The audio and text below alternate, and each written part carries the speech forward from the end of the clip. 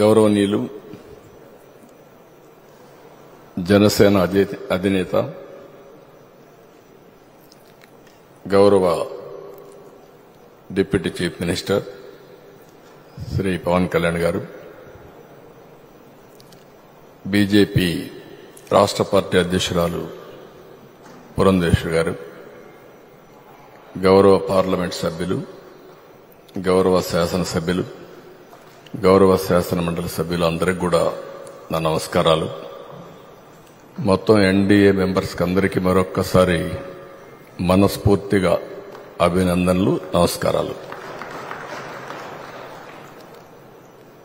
ఇప్పుడు పవన్ కళ్యాణ్ గారు మాట్లాడినప్పుడు నాకు గత చరిత్ర జ్ఞాపకం వస్తా ఉంది. 100 రోజుల పొరుపు.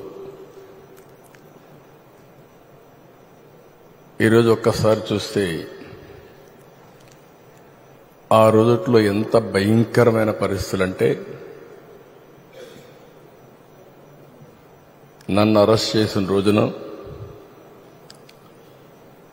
పవన్ కళ్యాణ్ గారు హైదరాబాద్ నుంచి ఇక్కడికి రావాలంటే ఫ్లైట్ క్యాన్సిల్ చేశారు.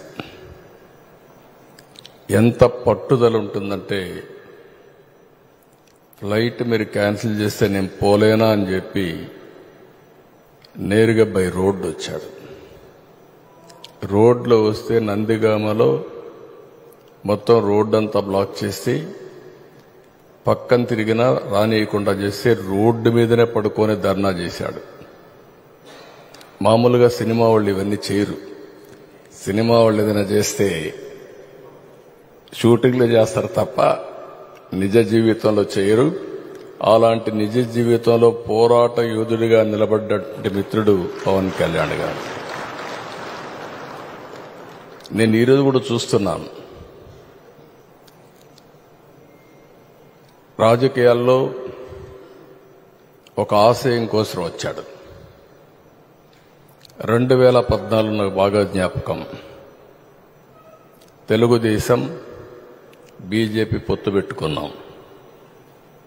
పొత్తు పెట్టుకున్న సందర్భంలో పోటీ చేయకుండా ఎన్డీఏ గెలవాలి, ఇప్పుడు నేను పోటీ చేస్తే ప్రభుత్వ వ్యతిరేక ఓటు చీలుతుంది కాబట్టి చీలకూడదని నిర్ణయం తీసుకుని ఆ రోజు పోటీ చేయకుండా అందరి అభ్యర్థుల కోసం పనిచేసిన వ్యక్తి పవన్ కళ్యాణ్ గారు. నేను ఎప్పుడూ మరిచిపోలేనది. నేను జైల్లో ఉన్నాను. జైలుకు వచ్చాడు. వచ్చినప్పుడు మాట్లాడాడు, చూశారు. అన్నీ ఆలోచించిన తర్వాత బయటెళ్ళి కష్టకాలంలో ఉన్నప్పుడు ఏమాత్రం కూడా ఆలోచించకుండా జనసేన, తెలుగుదేశం పార్టీ 2 పార్టీలు కలిసి పోటీ చేస్తాయని చెప్పిన వ్యక్తి పవన్ కళ్యాణ్ గారు. అప్పటికి వాస్తవంగా ఆలోచిస్తే బీజేపీతో పొత్తులో ఉన్నారు. మళ్ళా అక్కడ ఒక మాట చెప్పాడు, నేను బీజేపీతో పొత్తుంది, వ్యతిరేక ఓటు చేయడానికి వీలు లేదు, కాబట్టి పొత్తు మాత్రం తెలుగుదేశంతో ఉంటుంది, బీజేపీని కూడా ఒప్పించి అలయన్స్ లేకి తెస్తామని చెప్పిన వ్యక్తి పవన్ కళ్యాణ్ గారు. క్రానలాజికల్ గా మనం చూస్తే ఒకటి తర్వాత ఒకటి మేమిద్దరం చూశాం. ఒకే ఆలోచన చేశాం. ప్రజలు గెలవాలి, రాష్ట్రాన్ని మళ్లీ పునర్నిర్మాణం చేయాలి. ఒకే ఆబ్జెక్టివ్. సీట్ల విషయంలో కానీ, మీటింగ్ల విషయంలో కానీ ఎక్కడ చిన్న కమ్యూనికేషన్ గ్యాప్ లేకుండా పనిచేశాం. నేను ఈ సందర్భంగా బీజేపీ పార్టీని, పురంధేశ్వరి గారు కూడా మనస్ఫూర్తిగా అభినందిస్తున్నా. ఎందుకంటే వారు కూడా ఈ అలయన్స్ రావడానికి ప్రధానంగా కృషి చేశారు. వేరే వాళ్ళు పార్టీ అధ్యక్షులుగా ఉంటే ఏమయ్యేదో నాకు తెలియదు, కానీ వారు కూడా ఏ విధంగా వర్కౌట్ చేయాలో వర్కౌట్ చేశారు. కేంద్ర నాయకత్వం కూడా ఈ విషయంలో మీరు గుర్తుపెట్టుకోవాలి. నేను పవన్ కళ్యాణ్ గారు ఒక అగ్రిమెంట్కి వచ్చాం. మేము ఇక్కడ ఒక ప్రెస్ కాన్ఫరెన్స్ పెట్టాం. పెట్టి ఎవరెవరు ఎన్ని సీట్లు పోటీ చేస్తాం చెప్పేశాం. కేంద్రం ఒకసారి మాట్లాడాలంటే కేంద్ర నాయకత్వం బీజేపీ, నేను ఆయన ఇద్దరం ఢిల్లీకి వెళ్ళాం. పోయినప్పుడు వాడు మాట్లాడినప్పుడు ఒకే మాట చెప్పారు, అందరం కలిసి పోటీ చేస్తే బాగుంటుంది, అందరం కలిసి చేద్దామని అమిత్ షా గారు, నడ్డా గారు ప్రపోజల్స్ పెట్టినప్పుడు మేమిద్దరం కూడా ఒకే అభిప్రాయానికి వచ్చాం. ముగ్గురు కలిస్తే ఈ రాష్ట్రానికి పూర్వ వైభవం తేవచ్చు కాబట్టి ముగ్గురం కలిసి పోటీ చేయాలని ఒక్క మాట కూడా అబ్జెక్షన్ చేయకుండా నిర్ణయం అక్కడే చెప్పామని చెప్పి కూడా నేను మీకు తెలియజేస్తున్నా. చాలామంది అన్నారు నష్టం వస్తుందేమన్నారు. కాదు, లాభం వస్తుందని చెప్పాం. ఆ రోజు మా ఇద్దరి క్యాలిక్యులేషన్ ఏంటంటే ఇద్దరం కలిసి కేంద్రంలో బీజేపీ కూడా ఉంటే ఈ రాష్ట్రానికి న్యాయం జరుగుతుందని ఆలోచించాం. అదే ఈరోజు జరిగింది. మనం ఒక్క విషయం గుర్తుపెట్టుకుంటే 100 రోజులు నరేంద్ర మోడీ గారు మూడోసారి ప్రధానమంత్రిగా 100 రోజులు పూర్తి చేసుకున్నారు. ఇక్కడ ఎన్డీఏ మనందరం కూడా 100 రోజుల పరిపాలన మనం పూర్తి చేసుకున్నాం. కేంద్రం ఈ రోజు కానీ సహకరించకపోయి ఉంటే, కేంద్రం గాని మనం అనుకున్న ప్రభుత్వం లేకపోతే వెంటిలేటర్ పై నుండే ఆంధ్రప్రదేశ్ రాష్ట్రాన్ని కాపాడుకోవడం చాలా కష్టమయ్యేది. నేను బయట ఉన్నప్పుడు చాలా విషయాలు క్రిటిసైజ్ చేశాను. కానీ గవర్నమెంట్లోకి వచ్చి చూస్తే ఇప్పటికి కూడా ఈరోజు కేబినెట్లు చూస్తే కేబినెట్ మినిస్టర్స్కి ఆశ్చర్యం వేస్తా ఉంది, ఇన్ని అవకతవకలు చేయగలిగారా అని. వరదలు వచ్చాయి, 2,000 కోట్ల రూపాయలు రిలీఫ్లో డబ్బులున్నాయని చెప్పి పెట్టారు. నేను కూడా అనుకున్నా 2,000 కోట్లు ఉందేమో అని. అంటే ఇంత అనుభవం ఉంటే నాకే అర్థం కాలేదు. చూస్తే 7,000 కోట్ల రూపాయలు 6,000 సంవత్సరంలో ఖర్చు పెట్టేసి ఖర్చు పెట్టిన డబ్బులకు అకౌంట్ చూపించలేకపోయారు. అంటే అక్కడ డబ్బులు లేదు, ఎక్కడా డబ్బులు లేదు, అది వేరే విషయం. కేంద్రం ఇచ్చిన డబ్బులన్నీ డైవర్ట్ చేసేశారు. ఏ అకౌంట్లో డబ్బులు లేదు, జీతాలు కూడా ఇవ్వలేని పరిస్థితి, చాలా సమస్యలు వచ్చాయి.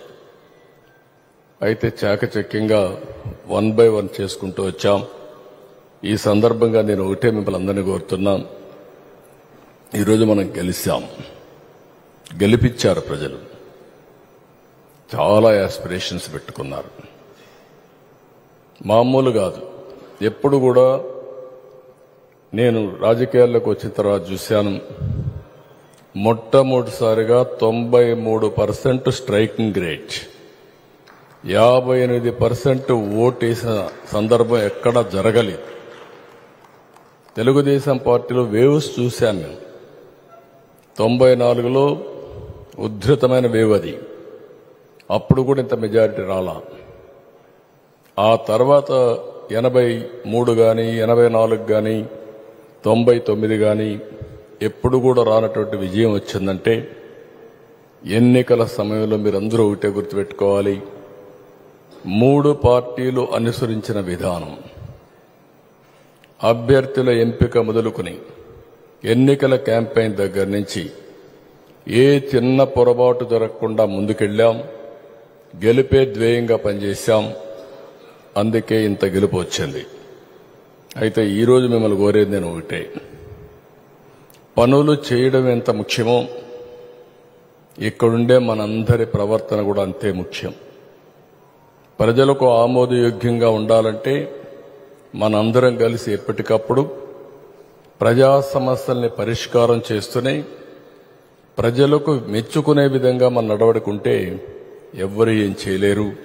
ఆ విషయం మీరు గుర్తుపెట్టుకోవాల్సిన అవసరం అందరం కూడా. 3 పార్టీలు, విభిన్న ఆలోచనలు, కానీ ఒకే ధ్యేయం, అదే రాష్ట్ర అభివృద్ధి కోసం మనం కలిశాం. ఈ కలయిక శాశ్వతంగా ఉండాలని నేను మనస్ఫూర్తిగా ఆకాంక్షిస్తున్నా. మూడోసారి ప్రధానిగా నరేంద్ర మోడీ గారు అయ్యారు. మనం మళ్లీ గవర్నమెంట్కి వచ్చాం. ఇది జరగాలంటే మనందరం ఎప్పటికప్పుడు ప్రజల్లోకి ఈ ప్రభుత్వం ఏమి చేసింది, ఏం చేయబోతుందో కూడా చెప్పాలి. కేంద్రం ఏం చేశారు, మనం ఏం చేశాం, కేంద్రం చేసే కార్యక్రమాలతో మనం ఏ విధంగా మన కార్యక్రమాలని అనుసంధానం చేసుకున్నామో ఇవి కూడా చెప్పాలి. రెండోది, చేసిందే కాకుండా భవిష్యత్తులో చేయబోయే పనులు కూడా మనం చెప్పాల్సిన అవసరం ఉంది. అప్పుడే ప్రజల్లో ఒక నమ్మకం, ఒక విశ్వాసం వస్తుంది. ఈరోజు ఇంకొక విషయం కూడా మనం గుర్తుపెట్టుకోవాల్సింది, నరేంద్ర మోడీ గారు మూడోసారి అయినప్పుడు ఒక దృఢమైన సంకల్పంతో ముందుకు పోతున్నారు. వికసిత్ భారత్ 2047 ఒక నిర్దిష్టమైనటువంటి లక్ష్యాలతో ముందుకు పోయే పరిస్థితికి వచ్చారు. అందుకే మీరు అనేక కార్యక్రమాలు మీరు చూస్తే వరల్డ్ క్లాస్ ఇన్ఫ్రాస్ట్రక్చర్ క్రియేట్ చేయడం, ఎంప్లాయ్మెంట్ కోసరం, హెల్త్ కోసరం, వ్యవసాయ రంగంలో చాలా కార్యక్రమాలు తీసుకొస్తున్నారు. ఇవన్నీ కూడా మనం ప్రజల్లో చైతన్యం తేవడమే కాకుండా మనం కూడా ముందుకు పోవాల్సిన అవసరం ఉంది. ఈరోజు వృద్ధులకి ఆయుష్మాన్ భారత్ కింద 70 ఏళ్లు లేదా అంతకంటే ఎక్కువ వయసుంటే అలాంటి వారందరికీ ఈరోజు ఆరోగ్య కవరేజ్ ఇచ్చే పరిస్థితికి వచ్చారు. దీనివల్ల 5 లక్షల వరకు ప్రతి ఒక్క కుటుంబానికి ఇచ్చే పరిస్థితికి వచ్చారు. 3 లక్షల కోట్ల రూపాయలు ఖర్చు పెట్టి ఇన్ఫ్రాస్ట్రక్చర్కి ముందుకు పోయే పరిస్థితికి వచ్చారు. మన రాష్ట్రంలో నేషనల్ హైవేస్ రాబోయే 3 సంవత్సరాల్లో 58,000 కోట్ల రూపాయలు ఖర్చు పెట్టడానికి ప్రణాళికలు సిద్ధంగా ఉన్నాయి. ఇక్కడ నేను ఒకటే మిమ్మల్ని కోరుతున్నా, మీ నియోజకవర్గాల్లో నేషనల్ హైవేస్ ఎక్కడున్నా దాన్ని ఫాస్ట్ ట్రాక్లో పెట్టడానికి ప్రయత్నం చేయండి. దానివల్ల మన రోడ్డు వ్యవస్థ అంతా కూడా బాగా వచ్చే పరిస్థితికి వస్తుంది. ఇంకొక పక్కన మీరు చూస్తే జల్ జీవన్ మిషన్ 50% కేంద్రం ఇస్తున్నారు, 50% మనం ఇవ్వాలి. ఈరోజు కేంద్రం ఇచ్చే డబ్బులు తీసుకోకుండా, ఇచ్చిన డబ్బులను కూడా సద్వినియోగం చేయకుండా ఈరోజు ఆ కార్యక్రమాన్ని పూర్తిగా నిర్వీర్యం చేసే పరిస్థితికి వచ్చారు. ఇప్పుడు నాకు ఏమాత్రం అనుమానం లేదు, ఆ మాట నేను కానీ డిప్యూటీ సీఎం గారు మాట్లాడుకున్నాం. తప్పకుండా మళ్లీ కేంద్రాన్ని ఒప్పించి జల్ జీవన్ మిషన్ ద్వారా ప్రతి ఇంటికి కొళాయి ద్వారా నీళ్లు ఇస్తామని ఎన్డీఏ ప్రభుత్వం చాలా స్పష్టంగా చెప్పాం. మన మేనిఫెస్టోలో ఉంది, దాన్ని అమలు చేద్దాం. ఇంకొక పక్కన మీరు చూస్తే ఆశ్చర్యం వేస్తుంది, 990 కోట్ల రూపాయలు ఫైనాన్స్ కమిషన్ ఇచ్చిన డబ్బులు ఇవ్వకుండా అడ్డం పెట్టే పరిస్థితికి వచ్చాడు పంచాయతీలకు. ఆ 990 కోట్లు రిలీజ్ చేశాం. దానివల్ల 1100 కోట్ల రూపాయలు కేంద్రం ఇచ్చే పరిస్థితికి వచ్చారు. సెకండ్ ఇన్స్టాల్మెంట్ రిలీజ్ చేస్తున్నారు. 2000 కోట్ల రూపాయలు కేంద్రం ఇచ్చే పరిస్థితికి వచ్చారు. అదే సందర్భంలో పవన్ కళ్యాణ్ గారి ఆలోచన మీరు సారి చూస్తే ఒకే రోజున అన్ని పంచాయతీల్లో జనరల్ బాడీ మీటింగ్ పెట్టాలని నిర్ణయం చేశారు. నాకు అనిపించింది, ఎప్పుడు ఈ ఆలోచన రాలేదు, దీనికి ఎట్లా ఆలోచన వచ్చిందో అనిపించింది. నేను అప్పుడు చెప్పాను, వండర్ఫుల్ ఆలోచన, దీనిపైన మనం ముందుకు పోదామని నేను కూడా పార్టిసిపేట్ చేస్తున్నాను. నేను మెసేజ్ పెట్టి ప్రోగ్రామ్ ఆయన ఇనిషియేట్ చేశారు కాబట్టి ఆయన కూడా సమాచారం ఇస్తే సంతోషపడ్డాడు. నేను కూడా వెళ్ళా, ఆల్ ఎమ్మెల్యేస్ ఎంపీస్ అందరం వెళ్ళాం. 4,500 కోట్ల రూపాయలకు పనులు ఒకే రోజు ఫైనలైజ్ చేయడం ఇది ఒక చరిత్ర. దీనిపైనే వరల్డ్ వైడ్ ఎక్కడా ఇలాంటి గ్రామ సభలు జరగలేదని మొన్నే ఆయనకు వచ్చి ఆర్గనైజేషన్ కూడా రికగ్నైజ్ చేసి ఆ అవార్డు కూడా ఇచ్చే పరిస్థితికి వచ్చారు. It will be A bench marking. భవిష్యత్తులో కూడా మిగిలిన రాష్ట్రాలు కూడా గ్రామ సభలు పెట్టాలంటే ఈ విధంగా కూడా పెట్టొచ్చని ఆలోచించే పరిస్థితికి వస్తుంది. ఇంకొక పక్కన గ్రామాల్లో రోడ్ నెట్వర్క్స్ కోసం గవర్నమెంట్ ఆఫ్ ఇండియా 49,000 కోట్ల రూపాయలు ఖర్చు పెడుతున్నారు. 50,600 కోట్ల పెట్టుబడితో 8 జాతీయ హై స్పీడ్ రోడ్ కారిడార్స్ కూడా ఏర్పాటు చేసే పరిస్థితిలో ఉన్నారు. ఇవన్నీ కూడా రైల్వే లైన్స్ కూడా పెద్ద ఎత్తున డబ్బులు పెడుతున్నారు.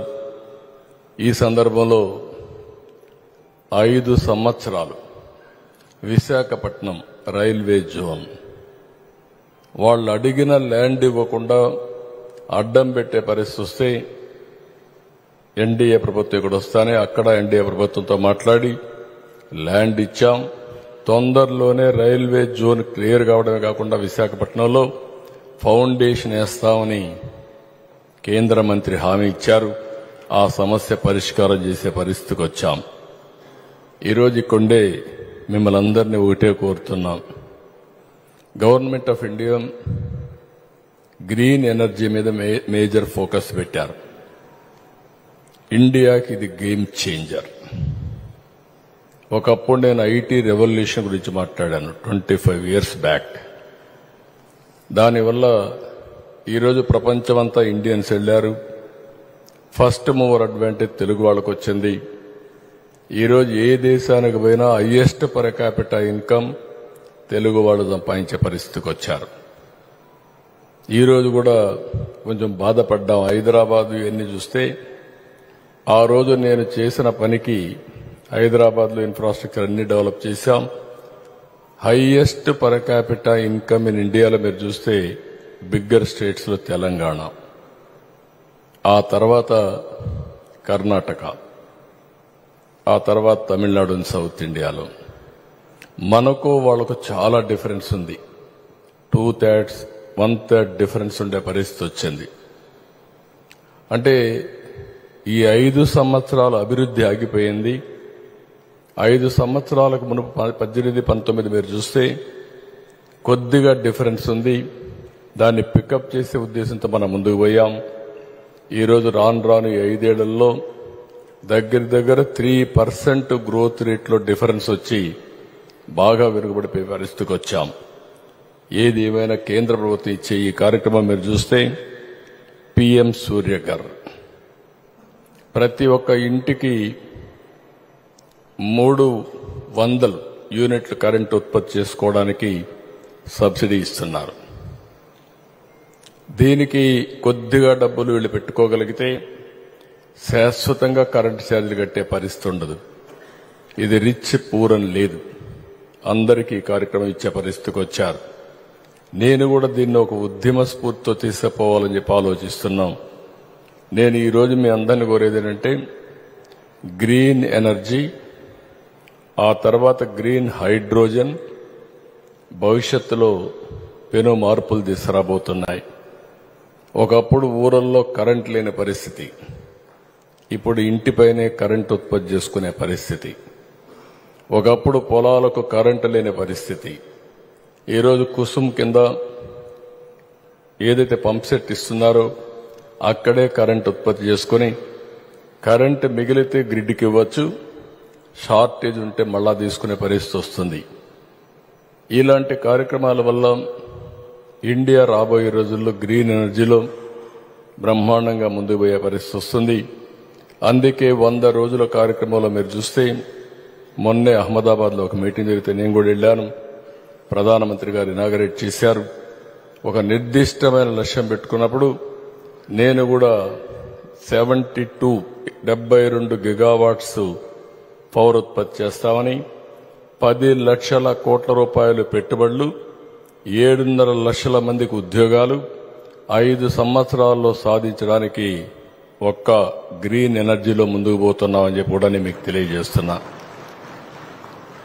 ఇది ఒక వినూత్నమైనటువంటి ఆలోచన.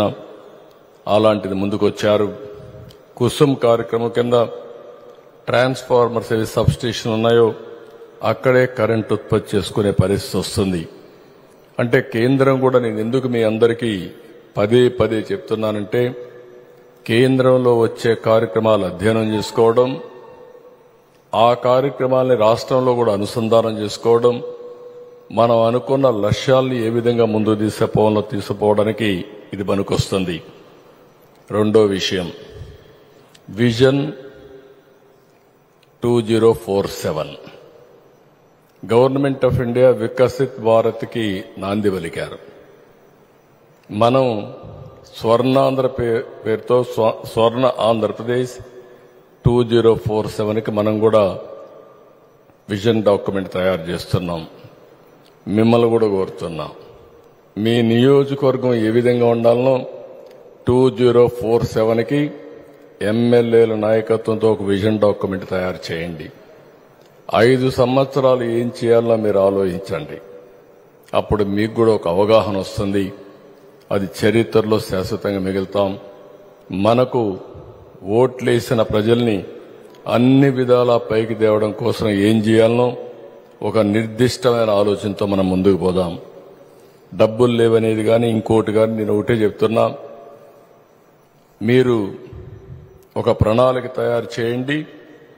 ప్రభుత్వంలో ఏమున్నాయి మేము కూడా మీకు అవగాహన ఇస్తాం.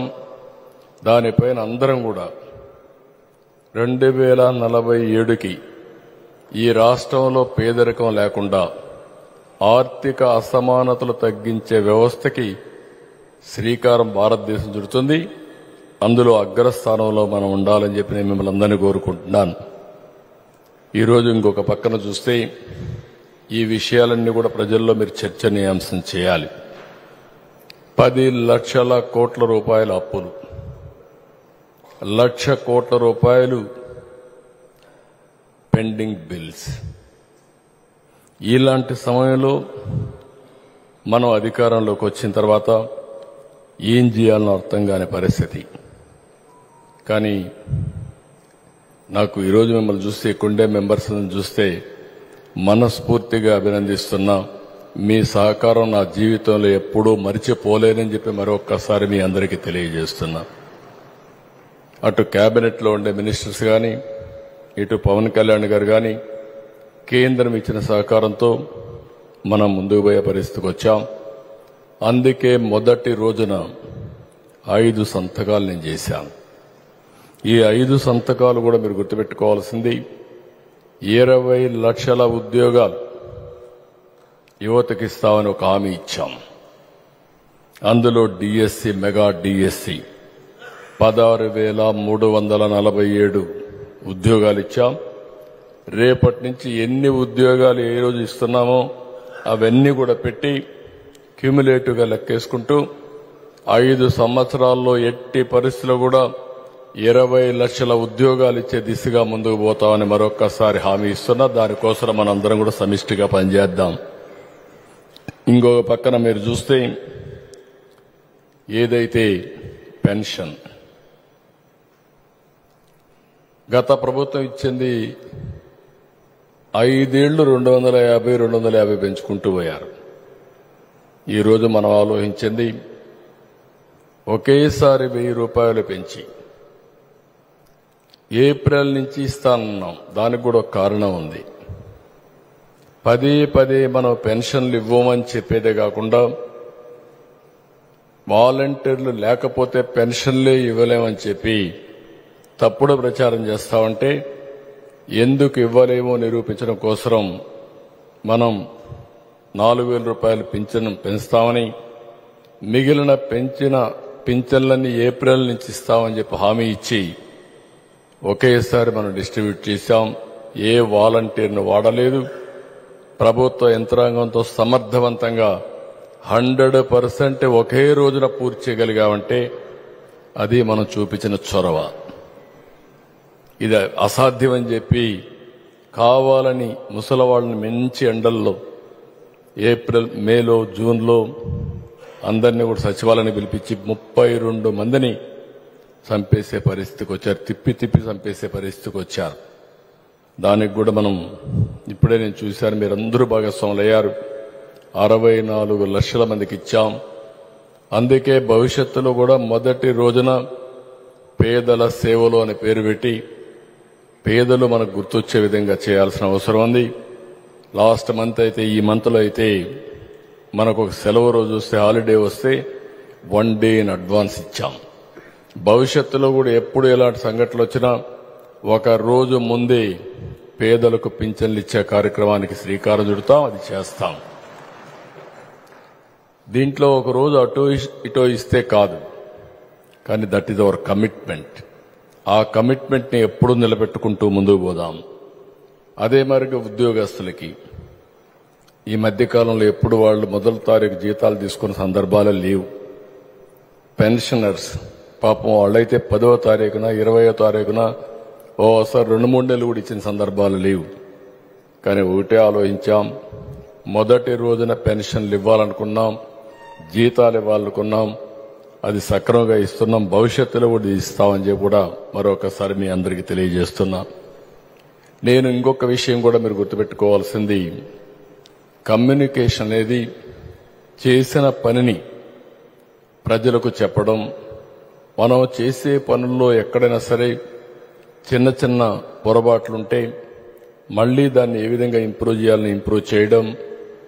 అదే సమయంలో వాళ్ళ అవసరాలు కూడా మీరు గుర్తించి ఈ కార్యక్రమాలు చేస్తున్నాం, ఇవి కాకుండా ఇంకా ప్రియారిటీ ఏమున్నాయో అవి కూడా మన మీటింగ్లో మనం మాట్లాడుకోగలిగితే అవన్నీ కూడా మనం చేసే అవకాశం వస్తుంది. ఇంకొక పక్కన మీరు చూసినప్పుడు ఏదైతే ల్యాండ్ టైటిలింగ్ యాక్ట్ ఒక చాలా భయంకరమైన యాక్ట్, ఇది వాళ్ళ ఓన్ మనుషులను పెట్టుకొని రికార్డ్స్ రాసేసే పరిస్థితి. దానికి ఒక చట్టం తీసుకొచ్చారు. ఎంఆర్ఓలు చేసే పని గవర్నమెంట్ ఎవరినో ఒకరు నామినేట్ చేసి ఆ రికార్డ్స్ అని కరెక్ట్ చేస్తారు. ఒకవేళ కరెక్ట్ చేసిన తర్వాత కూడా కంప్యూటరైజేషన్ కూడా వీళ్ళ మనుషులకు కాంట్రాక్ట్ ఇచ్చి అక్కడ వాళ్ళ దగ్గర రికార్డులు పెట్టడం.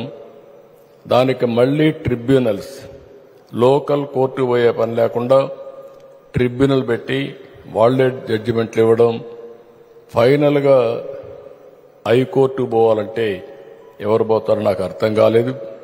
అందుకే ఒకటే ఆలోచించాం, ఒక్క నిమిషం కూడా ఆలోచించలేదు. ఇమ్మీడియట్ గా ల్యాండ్ టైటిలింగ్ యాక్ట్ రద్దు చేసి ప్రజల ఆస్తులను కాపాడిన ప్రభుత్వం ఇది. గత ప్రభుత్వంలో చేసిన అవకతవకలు మీరు చూసి చాలా ఉన్నాయి. రికార్డ్స్ ఎంత తారుమారు చేశారంటే మన భూమి 22A అంటే గవర్నమెంట్ భూమి అయిపోతుంది. ఇంకా మనం ఎన్ని కొట్టుకున్నా మన భూమిని ఇంకా డిస్ప్యూట్లో పడిపోయి చాలా ప్రాబ్లమ్స్ వచ్చే పరిస్థితి వచ్చింది. ఈ విధంగా మీరు చూస్తే ఫ్రీ హోల్డ్ అనే పేరు పెట్టి కొన్ని లక్షల ఎకరాలు వీళ్ళ బినామీలతో వీళ్ళ పేర్లతో పట్టాలు చేసుకునే పరిస్థితికి వచ్చారు. అందుకే Madanapalle files, Madanapalle sub collector ఆఫీసులో ఫైల్స్ కాల్ చేసే పరిస్థితికి వచ్చారు. డాక్యుమెంట్స్ లేకుండా చేసే పరిస్థితికి వచ్చారు. అయితే ఒక్క విషయం మీరు గుర్తుపెట్టుకోవాలి, ముందు వెనకుంటుంది కానీ తప్పు చేసిన వాడు మాత్రం ఎట్టి పరిస్థితుల్లో తప్పించుకోలేరు. అది జరుగుతుంది, జరిగి తీరుస్తాం. ఇంకొక పక్కన అన్నా క్యాంటీన్లు, ఇప్పుడే పవన్ కళ్యాణ్ గారు అన్నారు, అన్నా క్యాంటీన్ గురించి మాట్లాడుతూ చెప్పారు. ఎంత దుర్మార్గమైన కార్యక్రమం అంటే ఆ రోజు ఎన్టీ రామారావు గారు తిరుమల పైన అన్నదానం ప్రవేశపెట్టారు. ఎన్నో ప్రభుత్వాలు మారాయి, ఎవ్వరు కూడా ఆ కార్యక్రమాన్ని రద్దు చేయాలన్న ఆలోచన ఎవరికీ రాలేదు. అలాంటిది అన్నా క్యాంటీన్ రద్దు చేసి ఒక దుర్మార్గమైనటువంటి పని చేసే పరిస్థితికి వచ్చారు. మొన్నే 100 పెట్టాం, రేపు 78 పెడుతున్నాం. ఇంకొక 10 రోజుల్లో 15 రోజుల్లో మొత్తం 203 అన్నా క్యాంటీన్లు పెట్టి మళ్లీ పేదవాళ్లకు నిరంతరం భోజనం పెట్టే కార్యక్రమానికి శ్రీకారం చుడతాం. ఇంకొక పక్కన ఆ రోజు నాకు బాగా జ్ఞాపకం, ఏదో మీటింగ్లో మాట్లాడుతూ ఉంటే పవన్ కళ్యాణ్ గారు అన్నారు, స్కిల్ డెవలప్మెంట్ చేస్తే బాగుంటుందని అన్నారు. నేను ఆ మీటింగ్లోని ఈస్ట్ గోదావరిలో అనుకుంటాను, లేకపోతే వెస్ట్ గోదావరిలో అనుకుంటాను. ఆ మీటింగ్లో నాకు ఆలోచన వచ్చింది. ఆ రోజే అనౌన్స్ చేశాం, స్కిల్ సెన్సస్ చేస్తే బాగుంటుందని ఆలోచన వచ్చి దేశంలోనే కాదు ప్రపంచంలోనే మొత్తంగా మీరు ఆలోచిస్తే స్కిల్ సెన్సస్ చేసిన ఏకైక ప్రభుత్వం ఆంధ్రప్రదేశ్లో ఎన్డీఏ ప్రభుత్వం అని చెప్పి కూడా నేను మీకు తెలియజేస్తున్నా. దీనివల్ల భవిష్యత్తులో ఒక న్యూ ట్రెండ్కి కానీ, రెండోది మనం గుర్తుపెట్టుకోవాల్సిన అవసరం ఉంది. చాలా వరకు అవకాశాలు విపరీతంగా పెరిగాయి. కానీ దీనికి కావాల్సిన స్కిల్స్ కూడా మనం రీఓరియంట్ చేసుకోవాల్సిన అవసరం ఉంది. నాలెడ్జ్ని, స్కిల్స్ని కంటిన్యూగా ఎప్పటికప్పుడు అప్డేట్ చేసుకోవాలి. అది కూడా చేసుకునే దానికి ముందుకు పోవాల్సిన అవసరం ఉంది. ఈ 5 నిర్ణయాలు చేయడమే కాకుండా మీరు ఒకసారి చూస్తే 7 వైట్ పేపర్స్ పబ్లిసైజ్ చేశాం. రాష్ట్రంలో జరిగే అన్ని విషయాలు దాంట్లో చాలా స్పష్టంగా చెప్పాం. ఆ రోజు 7 వైట్ పేపర్స్. ఈ రోజే కేబినెట్కి వస్తే వాలంటీర్స్ పదవీ కాలం 1 సంవత్సరం కంటే ముందే అయిపోయింది. మీరు గుర్తుపెట్టుకోవాల్సిన ఆల్ ఎమ్మెల్యేస్ అంతా ఎంపీలు గుర్తుపెట్టుకోవాల్సింది, ఏదైతే వాలంటీర్ వ్యవస్థ గురించి మాట్లాడే ఈ ముఖ్యమంత్రి సంవత్సరానికంటే ముందు వాళ్ళ పదవీ టైం అయిపోతే సంవత్సరంగా దాన్ని కొనసాగించలేదు, ఎక్స్టెండ్ చేయలేదు. కానీ మొన్న టెంపరీగా ఒక 3 నెలలకు పాతదానికి మనం డబ్బులు ఇచ్చారు. కానీ వాళ్ళు మాత్రం పేరోల్స్లో కూడా లేరు. ఈరోజు వాళ్ళు చేసిన పనికి వాలంటీర్స్ ఆన్ రికార్డ్ లేరు. కొంతమందికి రాజీనామాలు చేయించారు, మిగిలిన వాళ్ళు కూడా ఎప్పుడో వాళ్ళకి ఇచ్చిన ఆర్డర్స్ కూడా ఎక్స్పైర్ అయిపోయినాయి. అలాంటి వాడు వాలంటీర్స్ గురించి మాట్లాడే పరిస్థితికి వస్తున్నారంటే చాలా దుర్మార్గం. దాని మీద కూడా నేను చెప్పాను, ఏం జరిగిందో చూడమన్నాం. ఈరోజే మా కేబినెట్కి వస్తే 4 లక్షల మందికి నెలకు 200 రూపాయలు చొప్పున సాక్షి పేపర్ వేయడానికి శాంక్షన్ చేశారు. 205 కోట్ల రూపాయలు ఒక పేపర్కి ఇచ్చుకున్నారు. ఇది ఎక్కడా ప్రజాస్వామ్య దేశాల్లో ఎక్కడా జరగవి. మళ్లీ ఆ పేపర్లో వీళ్ళు వేసే అసత్యాల్ని, అబద్దాల్ని, అసత్య ప్రచారాన్ని ఇంటింటికి తీసుకెళ్లాలి మళ్లీ వీళ్ళు. కానీ ఓసారి మీరు అందరూ గుర్తుపెట్టుకోవాల్సిన అవసరం ఉంది, ప్రజాస్వామ్యం చాలా పవర్ఫుల్. మీరు తప్పుడు ప్రచారం ఎంత చేసినా, లేకపోతే ఏదో ఒక విధంగా మభ్యపెట్టాలని ప్రయత్నం చేస్తే ప్రజలకు వాస్తవాలు తెలియకుండా ఉండవు. అది చూసిన తర్వాత అందుకే అనిపిస్తుంది, 154 మంది గెలిచామని విర్రవీగిన వ్యక్తి 11 సీట్లతో సరిపెట్టుకున్నారంటే అదే ప్రజాస్వామ్య రహస్యం అని చెప్పి కూడా నేను మీకు తెలియజేస్తాను. That is the beauty of democracy. ఆ విషయం మనం గుర్తుపెట్టుకోవాల్సిన అవసరం ఉంది. ఇంకొక పక్కన మీరు ఒకసారి చూస్తే ఇసుక చాలా ఛాలెంజ్. ఇది నేను ఒకటే కోరుతున్నా, కొండే మెంబర్స్ అందరూ ఇందులో నేను కానీ, పవన్ కళ్యాణ్ గారు కానీ, బీజేపీ తరఫున పురంధేశ్వరి గారు కానీ చాలా స్పష్టంగా ఉన్నాం. ఎట్టి పరిస్థితుల్లో ఎన్డీఏ ప్రభుత్వం మనం వాళ్ళని క్రిటిసైజ్ చేశాం, ఎండగట్టాం, తప్పులు చేశారు, అవన్నీ కూడా ఎంక్వైరీలు చేస్తున్నాం. ఎట్టి పరిస్థితుల్లో తప్పులు చేసిన వాడిని వదిలిపెట్టే సమస్య ఉండదు. మళ్లీ మనం చేసే పని మాత్రం చాలా పవిత్రంగా ఉండాల్సిన బాధ్యత మనందరిపైన ఉంది. దానికి కూడా క్లియర్గా, ఎందుకంటే వర్షాకాలం వచ్చింది, వర్షాకాలం అయిపోతా ఉంది. వర్షాకాలం అయిన తర్వాత ఎంత ఇసుక కావాలని తీసుకొస్తుంది.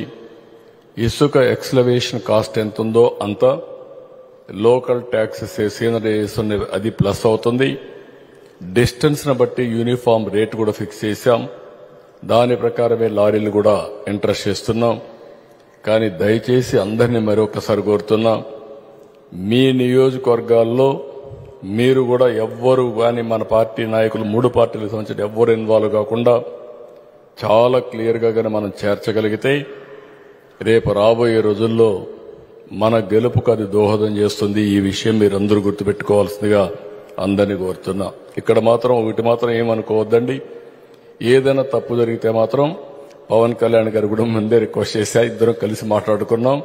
పురంధేశ్వరి గారు కూడా ఉన్నారు. అందరం కలిసి 3 పార్టీల్లో ఎక్కడా ఎలాంటి అవకతవకలు జరగకుండా ఈ కార్యక్రమాన్ని జయప్రదం చేద్దాం, దీన్ని ప్రజల్లోకి తీసుకెళ్దాం.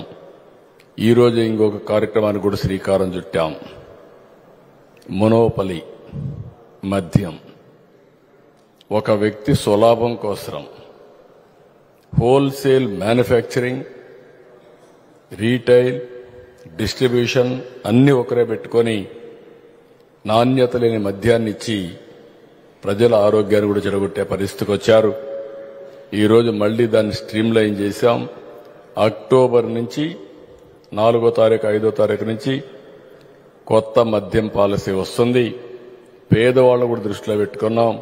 అందుకే పేదవాళ్ళకి 99 రూపాయలకే ఇవ్వడానికి వీళ్ళు 140 రూపాయలు దోచుకునే పరిస్థితికి వచ్చారు. అది కూడా నాణ్యత లేని మద్యం, క్వాలిటీ లిక్కర్ని పేదవాడికి 99 రూపాయలకి ఇవ్వాలని కూడా నిర్ణయం చేశాం. ఇది కూడా మీరందరినీ దానికి ఒక సిస్టమ్స్ అన్ని పెట్టాం. ఇది భారతదేశంలో ఉండే అన్ని రాష్ట్రాల కంటే మెరుగైన పాలసీ ఒక కేబినెట్ సబ్ కమిటీ వేసి ఇది కూడా తీసుకొచ్చాం. ఇది కూడా ప్రజల్లోకి మీరు తీసుకుపోవాల్సిన అవసరం ఉంది. ఈరోజు అవతల వాళ్ళు చేసిన తప్పుల్ని మనం అందరం చెప్పాం. ఈరోజు మనం చేసే మంచి పని కూడా ప్రజల్లోకి మీరు తీసుకుపోతే మంచి ఇమేజ్ వస్తుంది. ఇకపోతే కేంద్రం వల్ల 12,500 కోట్ల రూపాయలు పోలవరానికి వచ్చింది. అదే మరి డయాఫామ్ వాల్ కూడా కొత్త డయాఫామ్ వాల్ కట్టాలని సిడబ్ల్యూసి గవర్నమెంట్ ఆఫ్ ఇండియా ఏర్పాటు చేసినటువంటి ఎక్స్పర్ట్ కమిటీ రిపోర్ట్ ఇచ్చారు. దాన్ని కూడా వర్క్ అవార్డ్ చేశాం. ఈరోజు పనులన్నీ జరుగుతాయి. 2 సంవత్సరాల్లో పోలవరం ఫేజ్ 1 పూర్తి చేయాలని గవర్నమెంట్ ఆఫ్ ఇండియా కూడా ముందుకు వచ్చారు. 12,500 కోట్లు ఇస్తున్నారు. 2 సంవత్సరాల లోపలే చేయాలనుకుంటున్నాం. కాకపోతే ఒక 6 నెలలు ఎక్కువైనా పోలవరాన్ని పూర్తి చేసి జాతికి, రైతులకు అంకితం చేసే బాధ్యత ఈ ప్రభుత్వం తీసుకుంటుంది.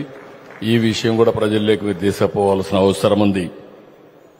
ఇంకొక పక్కన అమరావతి, మళ్లీ అమరావతికి పూర్వ వైభవం తీసుకొస్తాం. కేంద్రం ఇప్పటికే 15,000 కోట్ల రూపాయలు ఇవ్వడానికి ముందుకొచ్చారు. ఆ 15,000 కోట్ల రూపాయలు వరల్డ్ బ్యాంక్ అని ఇవన్నీ ఏర్పాటు చేశారు. అది అయిన తర్వాత ఇంకా కూడా హెల్ప్ చేస్తాను స్పష్టంగా హామీ ఇచ్చారు. కాబట్టి పోలవరం ప్రాజెక్టు కూడా ముందుకు తీసుకెళ్తున్నాం. దీనికి అమరావతి ప్రాజెక్టు ముందుకెళ్తుంది. దీనికి కూడా నిధులు కొరత లేదు. కాబట్టి దాన్ని కూడా ముందుకు తీసుకెళ్తాం. అదే సమయంలో కేంద్రం ఇటీవల 3 ప్రాజెక్టులు మీ నియోజకవర్గాల్లో మీరు గుర్తుపెట్టుకోవాలి. కొప్పర్తి, కడప, ఓర్వకల్, కర్నూల్, నంద్యాల, నక్కపల్లి, ఈ 3 కూడా ఇండస్ట్రియల్ పార్క్స్ కి కేంద్రం ముందుకు వచ్చారు. దీనికి డబ్బులు కూడా ఇచ్చారు. ఇవి కానీ పూర్తి చేసుకుంటే మనం ఇండస్ట్రీస్ కూడా పెద్ద ఎత్తున అట్రాక్ట్ చేసే పరిస్థితికి వస్తాం. ఈ 100 రోజుల్లో శ్రీ సిటీలో ఒక 15 సంస్థలు ప్రారంభించాం. ఇంకొక 6 సంస్థలకి ఇండస్ట్రీస్ కి ఫౌండేషన్లు వేశాం. అదే మాదిరిగా బీపీఎల్ ఆధ్వర్యంలో మీరు చూస్తే దగ్గర 75,000 కోట్ల రూపాయలతో పెట్టుబడులు పెట్టడానికి ముందుకు వచ్చారు. విశాఖపట్నం ఎన్టీపీసీ ఏదైతే green energy, green hydrogen, down stream industries కోసం 1,50,000 కోట్ల రూపాయలు ఖర్చు పెట్టడానికి ముందుకు వచ్చారు. రేపు ఎల్లుండి అగ్రిమెంట్ చేస్తున్నాం. ఆ వర్క్ కూడా విశాఖపట్నంలో స్టార్ట్ అవుతుంది. అదే సమయంలో నేను ఎమ్మెల్యేస్ అందరినీ మిమ్మల్ని కోరేది, గ్రామాల్లో ఆ రోజు 25,000 కిలోమీటర్ల సిమెంట్ రోడ్లు వేశాం. మిగిలిన అన్ని సిమెంట్ రోడ్లు వేసుకునే అవకాశం ఉంది. ఈరోజు మా అందరికంటే రిచెస్ట్ మ్యాన్ పవన్ కళ్యాణ్ గారు. ఎందుకంటే ఆయన దగ్గరే డబ్బులు ఉన్నాయి. పంచాయతీల్లో ప్లానింగ్ ఫైనాన్స్ కమిషన్ డబ్బులు ఇస్తుంది. నరేగా డబ్బులు మీరు చూస్తే డిమాండ్ డ్రివన్. ఇది ఎంత పని చేపిస్తే అంత డబ్బులు వస్తాయి. 60% లేబర్, 40% మెటీరియల్ కాంపోనెంట్. ఈ 2 మ్యాచింగ్ చేసుకుంటే ఎంపీలు కానీ వీళ్ళందరూ కూడా మ్యాచింగ్ చేసుకుంటే పెద్ద ఎత్తున పనులు చేయడానికి అవకాశం ఉంటుంది. గ్రామంలో అన్ని పనులు చేసుకునే అవకాశం ఉంటుంది. అందుకే 17,000 కిలోమీటర్లు సిమెంట్ రోడ్లు వేయాలని, 10,000 కిలోమీటర్లు డ్రైనేజ్ కట్టాలని కూడా నిర్ణయించుకున్నాం. ఇవన్నీ కూడా వార్ ఫుటింగ్ లో పెడతాం. ఇంకో పక్కన ఇంటింటికి నీళ్లు ఇచ్చే కార్యక్రమానికి కూడా శ్రీకారం చుడతాం.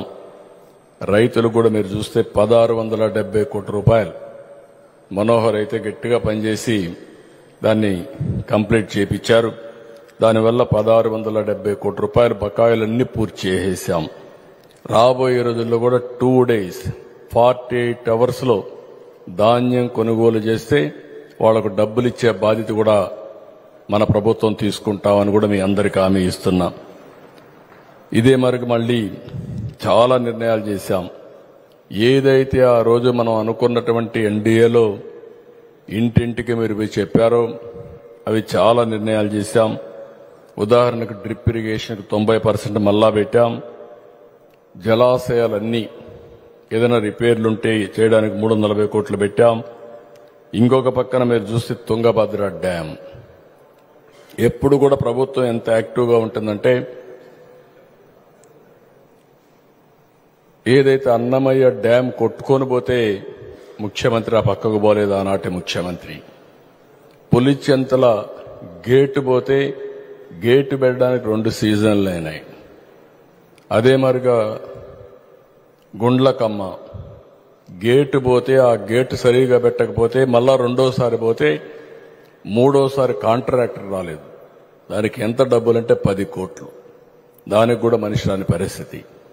అలాంటి సందర్భంలో మీరు ఒకసారి చూసినప్పుడు తుంగభద్రలో గేటు పోతే నేను కొండ నిమ్మల రామానాయుడు గారిని అదే మరి కేశవ్ గారిని అక్కడికి వెళ్ళమన్నాను. వెళ్ళారు. మన దగ్గర ఎక్స్పర్ట్ కన్నయ్య ఉన్నాడు. ఆయన రమ్మంటే కంటి ఆపరేషన్ చేసుకొని రాలేనంటే నా పేరు చెప్పగానే వచ్చి అక్కడ ప్రభుత్వం అనౌన్స్ చేశారు, గేటు పోయింది, ఈ సీజన్లో నీళ్లు రావు, ఓన్లీ డ్రింకింగ్ వాటర్కి ఇస్తామని అనౌన్స్ చేశారు. అలాంటి సందర్భంలో నీళ్లు పోయే సందర్భంలో అక్కడ కూర్చొని గేటు పెట్టి అది సక్సెస్ఫుల్ గా గేటు పెట్టి ఈరోజు తుంగభద్ర డ్యాం పూర్తయి 13,000 క్యూసెక్స్ ఆఫ్ వాటర్ కిందకు వచ్చే పరిస్థితి వచ్చిందంటే అది మన కమిట్మెంట్ అని చెప్పి కూడా నేను మీకు తెలియజేస్తున్నా. ఇలాంటివి ఏది కూడా వదిలిపెట్టడం లేదు మనం. దానికి కూడా కారణం మనకు అక్కడి నుంచి అనంతపురకు వాటర్ వస్తుంది, కరూరు జిల్లాకు వాటర్ వస్తున్న ఉద్దేశంతో పంపించాం. అది కూడా మనం చేయగలిగాం. ఇంకొక పక్కన విశాఖపట్నం స్టీల్ ప్లాంట్ కూడా అనవసరంగా దీన్ని ఒక ఇష్యూ చేయడానికి ప్రయత్నం చేస్తున్నారు. వీళ్ళ జీవితంలో ఎప్పుడూ ఈ స్టీల్ ప్లాంట్ గురించి మాట్లాడలేదు. ఇంత మునుపు కూడా విశాఖపట్నం స్టీల్ ప్లాంట్ ఇదే మరికి ఇబ్బందుల్లో వస్తే ఆ రోజు కాపాడింది వాజ్పేయి గారి గవర్నమెంట్లో ఎన్డీఏ ప్రభుత్వం. రెండోసారి కూడా మళ్లీ ఇబ్బందుల్లోకి వస్తే దీన్ని కాపాడే బాధ్యత కేంద్రం రాష్ట్రంలో ఉండే ఎన్డీఏ ప్రభుత్వం తీసుకుంటున్నామని చెప్పి కూడా నేను మీకు తెలియజేస్తున్నా. నిన్న కూడా మాట్లాడాను. అంత మునుపు కూడా ఒక మీటింగ్ పెట్టుకున్నాం. మొన్నే ఒక 500 కోట్లు రిలీజ్ చేశారు. ఆ డబ్బులతో ఇప్పుడంతా వర్క్ స్టార్ట్ చేశారు.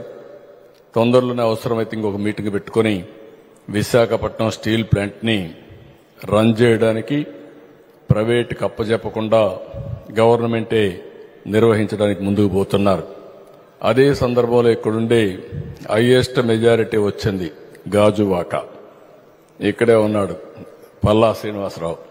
ఆయన చేయాల్సింది నష్టాలు వస్తే మాత్రం కంటిన్యూగా నష్టాలు వస్తే ఎవరు ఏం చేయలేరు. ఆ విషయం ఆయన గుర్తుపెట్టుకోవాలి. మన కార్మికులు కూడా మనం మోటివేట్ చేయాలి. అటు కేంద్రం దృఢ సంకల్పంతో ఉన్నారు, మనం కూడా ఉండి మళ్లీ ఈ ప్రాజెక్టుని కాపాడుకోవడం మన అందరి బాధ్యత. ఇక్కడే ఎంపీ ఉన్నాడు, ఎమ్మెల్యే ఉన్నారు. విశాఖపట్నం ఎమ్మెల్యేస్ అంతా కూడా ఒకటి గుర్తుపెట్టుకోవాల్సిన అవసరం ఉంది. హైయెస్ట్ మెజారిటీ ఎక్కడన్నా వచ్చిందంటే విశాఖపట్నంలో ప్రజలు మనకిచ్చారు. అన్ని జిల్లాల కంటే కూడా అది కాపాడుకుందాం. దానికి అక్కడ ప్రజల మనోభావాలకు అనుగుణంగా మనం పనిచేద్దాం. ఈ ప్రాజెక్టు కూడా ముందుకు తీసుకుపోదాం. ఇంకొక పక్కన నీరు చెట్టు నరేగా డబ్బులు కూడా రిలీజ్ చేస్తున్నాం. ఇంకా కొంత ఇవన్నీ మీరు ఎక్కడికక్కడ ఏదైతే అకౌంట్స్ అన్ని ఫైనలైజ్ చేసి తీసుకురావాల్సిన అవసరం ఉంది. మీరు ఎమ్మెల్యేలు శ్రద్ధ తీసుకుంటే లోకల్గా కానీ ఈ బిల్స్ ఇవ్వండి ఇక్కడ చెప్తే అవన్నీ ఇప్పించే బాధ్యత తీసుకుంటాం. ఇంకొక పక్కన మీరు చూస్తే రాజధాని రైతులకు కూడా కౌలు ఇచ్చాం. 400 కోట్ల రూపాయలు వాళ్ళ అకౌంట్లో వేసాం. వాళ్ళని పెట్టని ఇబ్బందులు లేవు. అయినా కూడా అది కూడా మనం పూర్తి చేసే పరిస్థితికి వచ్చాం. ఇంకో పక్క నిన్న మొన్న మీరు చూసుంటారు, ఏదైతే పోలీసును కూడా పూర్తిగా ప్రక్షాళన చేసుకుంటున్నాం, అకౌంటబిలిటీ తీస్తున్నాం. 5 సంవత్సరాలు పోలీసు వ్యవస్థ మొత్తం ఒక జవాబుదారీతనం లేకుండా ఇష్టానుసారంగా తప్పుడు కేసులు పెట్టడం, ఎవరినంటే వాళ్ళని వేధించడం, కొంతమంది అదే పనిగా కూర్చొని ఇలాంటి తప్పుడు పనులు చేసే పరిస్థితికి వచ్చారు. వాళ్ళందరినీ కూడా ఏ విధంగా ప్రక్షాళన చేయాలని చేస్తున్నాయి. ఒక జవాబుదారీతనం తేవడానికి మీరు చూస్తున్నారు. ఎక్కడో ముంబైలో ఉండే యాక్ట్రెస్ అరెస్ట్ చేసిన విధానం మీరు చూశారు. అందుకే అలాంటి వ్యక్తులపైన చాలా క్లియర్గా యాక్షన్ తీసుకుంటున్నాం. అవి కూడా ఉంటాయి. ఇంకొక పక్కన మత్స్యకారులకైతే మీరు ఒకసారి చూస్తే మనం హామీలు ఇచ్చాం. మత్స్యకారులకు 217 జీవో రద్దు చేశాం. చేనేత జీఎస్టీ ఎత్తివేస్తా ఉన్నాం. ఒకవేళ అది వీలు కాకపోతే రాష్ట్ర ప్రభుత్వమే చేనేత కార్మికులు ఉత్పత్తి చేసే బట్టలకి రీఎంబర్స్మెంట్ ఇస్తా అన్నాం. అది కూడా అమలు చేస్తున్నామని చెప్పి కూడా నేను మీకు తెలియజేస్తున్నా.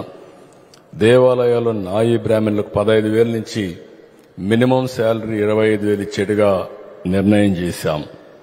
బీసీలకు ఈరోజే చట్టసభల్లో 33% రిజర్వేషన్లకి కేబినెట్లో పాస్ చేశాం. అసెంబ్లీలో పాస్ చేసి ఢిల్లీ కూడా పంపిస్తాం. బీసీలకు చట్టసభల్లో 33% కోసం మనం చేయాల్సిన అన్ని ప్రయత్నాలు చేస్తాం. ఇది కాకుండా అర్చకుల వేతనాలు కూడా 10,000 నుంచి 15,000 రూపాయలు పెంచాం. గవర్నమెంట్ ఆఫ్ ఇండియా హౌసింగ్ చూస్తే 3 కోట్ల హౌసెస్ శాంక్షన్ చేశారు. అర్బన్ రూరల్లో ఒక్కొక్క ఇంటికి 4 లక్షల రూపాయలు పెట్టారు. మనం కూడా ఒక హామీ ఇచ్చాం. ఎక్కడైనా సరే ఇండ్లు లేకపోతే అందరికి ఇండ్లు కట్టిస్తామని. ఇప్పుడు కట్టిన ఇండ్లు పూర్తి చేసే బాధ్యత తీసుకుంటాం.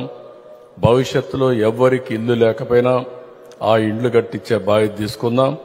ఆ అప్లికేషన్స్ అన్ని మీరు కలెక్ట్ చేస్తే ఎన్యూమరేషన్లో ఇది కూడా మనం పూర్తి చేస్తామని చెప్పి కూడా నేను మీకు తెలియజేస్తూ, గ్రామాల్లో ఇచ్చే ఇంటి జాగా 3 సెంట్లు ఇస్తాం. అర్బన్ ఏరియాలో 2 సెంట్లు ఇచ్చి ప్రతి ఒక్కరికి ఇంటి జాగా లేదనకుండా ఇల్లు కట్టించే బాధ్యత మన ప్రభుత్వం తీసుకుంటామని చెప్పి కూడా నేను మీకు తెలియజేస్తున్నా. ఇంకో పక్కన అన్ని పట్టాదారు పాస్ పుస్తకాలని రాజముద్రతో మళ్ళా ప్రింట్ చేసి వాళ్ళకి ఇస్తాం. నా ఫోటోనో లేకపోతే పవన్ కళ్యాణ్ గారి ఫోటోనో పురంధేశ్వర్ గారు మోడీ గారి ఫోటోలు ఉండవు. మేము రాజముద్రకు గౌరవిస్తాం, ప్రభుత్వ యంత్రాంగానికి గౌరవిస్తాం తప్ప ఎక్కడ వ్యక్తిగత ఫోటోలు ఉండవు అని చెప్పి కూడా నేను మీకు తెలియజేస్తున్నా. ఇంకొక పక్కన అన్ని డిపార్ట్మెంట్ని ప్రక్షాళన చేస్తున్నాం. ఒక జవాబుదారీతనం తీసుకొస్తున్నాం. మన 2047 విజన్లో కూడా 15% గ్రోత్ రేట్ పెట్టుకున్నాం. ఇది చాలా మంది అసాధ్యం అంటున్నారు, కానీ అసాధ్యాన్ని సుసాధ్యం చేయాలనేది మా ఆలోచన. దాన్ని కూడా చేస్తాం. దీనికి కొత్తగా చాలా పాలసీలు తీసుకొస్తున్నాం. నూతనంగా ఎంఎస్ఎంఈ పాలసీ తీసుకొస్తాం. నూతన పారిశ్రామిక పాలసీ తీసుకొస్తాం. ఇన్ఫ్రాస్ట్రక్చర్ కూడా ఏదైతే ఇండస్ట్రియల్ ఇన్ఫ్రాస్ట్రక్చర్కి కొత్త పాలసీలు తీసుకొద్దాం. మీరు కూడా ఆలోచించండి. 50 ఎకరాలు 100 ఎకరాలు నేషనల్ హైవేలో కానీ లేకుంటే స్టేట్ హైవేస్లో ఉంటే రైతుల్నే భాగస్వాములుగా చేసి ఇండస్ట్రియల్ ఇన్ఫ్రాస్ట్రక్చర్ ఏర్పాటు చేద్దాం. ఆ రైతులే ఉంటారు. ఇప్పుడు రియల్ ఎస్టేట్ ఎట్టయితే చేస్తున్నారో ఆ మరి రైతులే ఓనర్స్గా ఉంటారు. వాళ్ళు ముందుకు వస్తారు. వస్తే దాన్ని డెవలప్ చేసే వ్యక్తులను తీసుకొచ్చి గవర్నమెంట్ ఎక్కువ ఇన్సెంటివ్స్ ఇచ్చి వాళ్ళకు లాభం వచ్చే విధంగా చేద్దాం. పీపుల్స్ ఎంపవర్మెంట్ చేద్దాం. ఇంకో పక్కన 2 ఏళ్లలో 1.5 ఇయర్లో భోగాపురం ఎయిర్పోర్ట్ పూర్తవుతుంది. ఇది కాకుండా ఇంకా కొన్ని ఎయిర్పోర్ట్లు మీరు చూస్తే దగదర్తి కానీ అదే మరి కుప్పం కానీ ఇలాంటి ఎయిర్పోర్ట్లను కూడా మన ఇంకా 3-4 ఎయిర్పోర్ట్లు, శ్రీకాకుళం కూడా అటు ఏదైతే మన భవనపాడు దగ్గర ఇంకొక ఎయిర్పోర్ట్ కానీ ఇవన్నీ ఏర్పాటు చేస్తున్నాం. రాబోయే రోజుల్లో ఎయిర్పోర్ట్లు కానీ పోర్ట్లు కానీ ఈ రాష్ట్రానికి చాలా ముఖ్యం. ఇన్ఫ్రాస్ట్రక్చర్ ఎంత అభివృద్ధి చేసుకుంటే మనం అనుకున్న లక్ష్యాలంత అవుతాయి. అవి కూడా పీపీపీ మోడల్లో పోతాం కాబట్టి పెద్ద భారం ఉండదు. ఇది కూడా మీరు గుర్తుపెట్టుకోవాల్సిందిగా నేను మిమ్మల్ని కోరుతున్నా. అన్ని ట్రస్ట్ బోర్డుల్లో ఒక బ్రాహ్మణ్ని, ఒక నాయి బ్రాహ్మణ్ని మెంబర్లుగా ఇస్తున్నాం. దీనికి కావాల్సిన మార్పులన్నీ తీసుకొస్తున్నాం. మొట్టమొదటిసారిగా మీరు చూస్తే ఇక్కడ ప్రభుత్వం కేంద్రంతో తెలంగాణ ప్రభుత్వంతో కూడా ఏవైతే విభజన హామీలున్నాయో అవన్నీ కూడా డిస్కస్ చేశాం. దానికి ఒక కమిటీ వేసుకున్నాం. దీన్ని కూడా లాజికల్గా తీసుకుపోవడానికి, ఎందుకంటే కొట్లాడుకుంటే వచ్చే లాభం లేదు.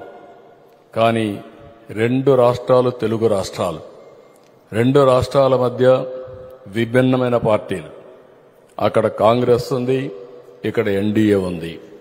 కానీ ఈరోజు నేను ఆలోచించేది, నేను కానీ పవన్ కళ్యాణ్ గారు మేము ఆలోచించేది, మన రాష్ట్ర సమస్యల్ని సమన్వయంతో పరిష్కారం చేసుకుని మనం ముందుకు పోవాల్సిన అవసరం ఉంది. దానికి కూడా కేంద్రంతో అయితే చాలా వరకు మన బడ్జెట్లో పెట్టారు. విభజన చట్టంలో ఉండే హామీలన్నీ నెరవేర్చడానికి ముందుకు వచ్చారు. చాలా వరకు చేస్తున్నారు. ఇంకా కూడా చేయడానికి సుముఖంగా ఉన్నారు. తెలంగాణ ప్రభుత్వం కూడా మాట్లాడి ఎన్ని సమస్యలు వీలైతే అన్ని సమస్యల పరిష్కారం చేసుకొని ముందుకు పోవాలని పోతున్నాం. కడాన తిరుమల లడ్డు కూడా నాసి రకం. నాకైతే ఆశ్చర్యం వేస్తుంది. ఎన్ని కంప్లైంట్ చేసినా కడాన వెంకటేశ్వర స్వామి పవిత్రతను దెబ్బతీశారు. ఎన్నోసార్లు చెప్పాం. అక్కడ ఎంత దుర్మార్గంగా ప్రయత్నం చేశారంటే అంత దుర్మార్గంగా ప్రవర్తించారు. కడాన అన్న దానంలో క్వాలిటీ ఆఫ్ ఫుడ్ లేకుండా చేశారు. దేవుని దగ్గర పెట్టే ప్రసాదం అపవిత్రం చేసే విధంగా ఓసారి బాధేస్తుంది. నాసి రకమైన ఇంగ్రీడియంట్సే కాకుండా ఎనిమల్ ఫ్యాట్ కూడా వాడారని, ఏది గీకు బదులు. ఈరోజు స్వచ్ఛమైన గీ తెమన్నాం, ప్రక్షాళన చేయమన్నాం. నాణ్యత పెరిగింది, ఇంకా కూడా నాణ్యత పెంచుతాం. అల్టిమేట్గా వెంకటేశ్వర స్వామి మన రాష్ట్రంలో ఉండడం మనందరి అదృష్టం. ప్రపంచం అంతా మన దగ్గరికి వచ్చే పరిస్థితికి వచ్చారు.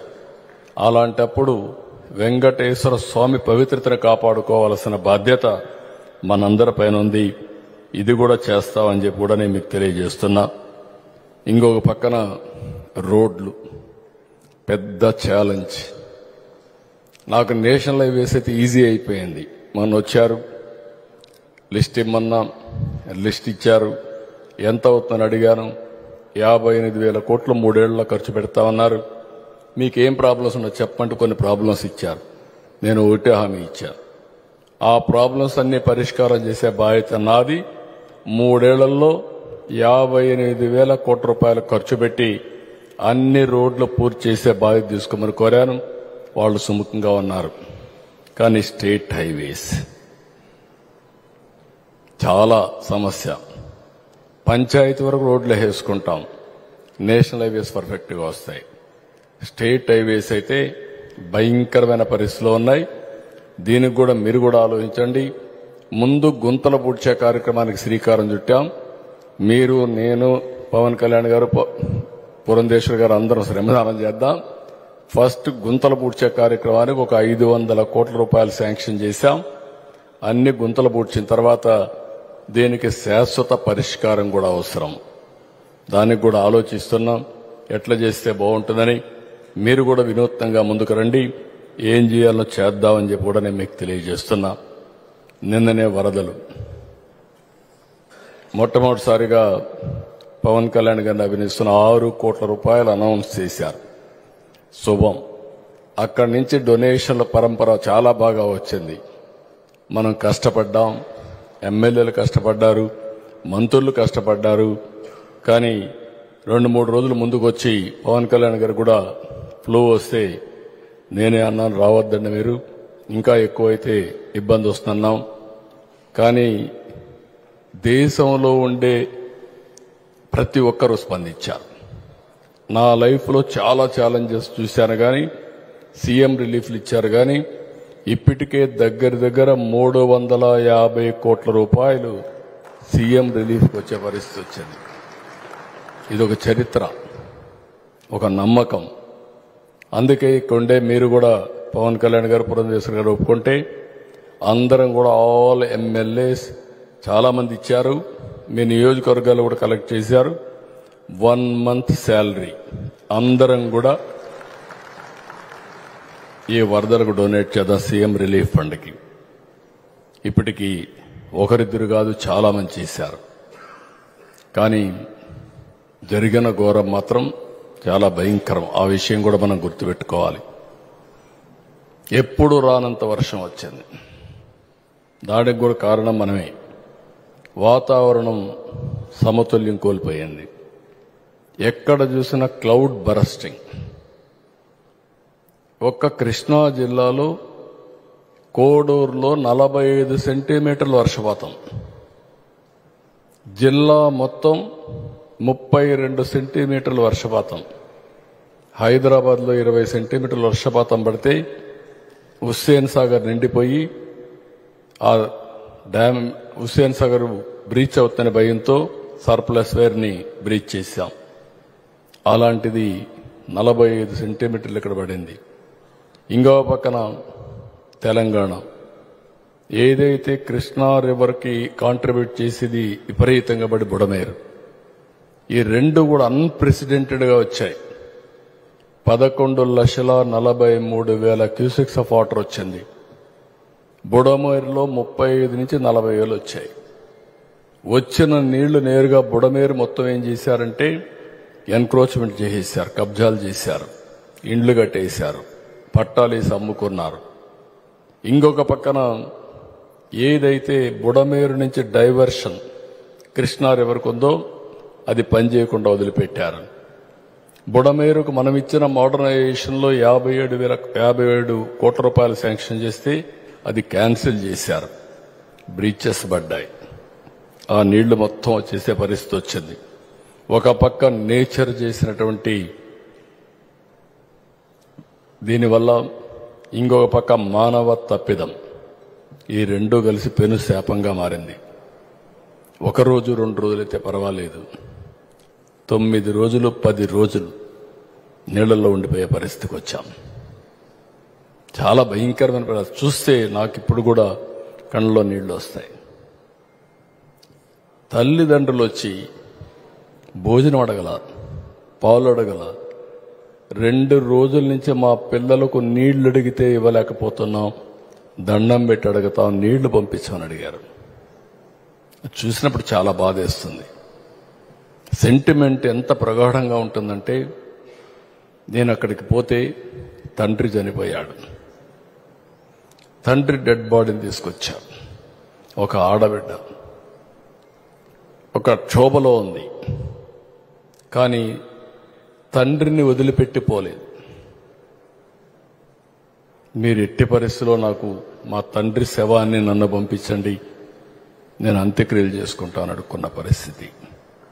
ఇంకొక పక్కన చూస్తే ఒక తండ్రి 1 సంవత్సరం బాయ్ తీసుకొని వచ్చేసాడు. తీసుకొని వచ్చి ఏడుస్తుండ అక్కడ నిలబడుకొని. నేను అడిగా, ఏంటా ఏడుస్తున్నా? ఏంటి చెప్పు.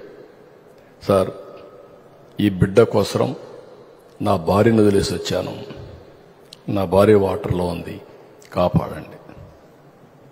భార్య మీద ప్రేమ ఉంది, కానీ బిడ్డను కాపాడుకోవాలనే ఆలోచన. కాపాడుకోలేకపోతే అందరూ చనిపోతారనే భయం. Can you imagine this scenes? అందుకే 10 రోజులు అందరం ఉన్నాం, యజ్ఞమారిగా చేశాం. నార్మల్సీ వచ్చే వరకు అక్కడి నుంచి రాకూడదు అనుకున్నాం. ఈరోజు నార్మల్సీ వచ్చిన తర్వాత వచ్చాం. ఈరోజు మీ అందరి సహకారంతో పవన్ కళ్యాణ్ గారు మేము ఆలోచించింది one of the best package ఇవ్వాలనుకున్నాం.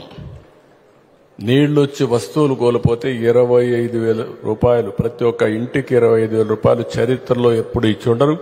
ఇది ఒక రికార్డ్. ఇది 25,000 రూపాయలు ఇచ్చాం. పైనుండే వాళ్ళకు చిన్న పెద్ద లేకుండా 10,000 రూపాయలు ఇచ్చాం. 25 కేజీల బియ్యం, 1 కేజీ దాల్ కానీ 1 కేజీ ఆయిల్ 1 లీటర్ ఆయిల్ కానీ 1 కేజీ కందిపప్పు కానీ 2 కేజీలు ఆనియన్ 2 కేజీలు టమోటా ఇచ్చాం. అందరికీ ఇచ్చాం. ఫుడ్ కార్డ్ ఎక్కడ ఏమాత్రం కూడా నిర్లక్ష్యం చేయకుండా కొంత వేస్ట్ అయినా పర్వాలేదు కానీ ప్రతి ఒక్కరికి తిండి పెట్టాలని ప్రయత్నం చేశాం.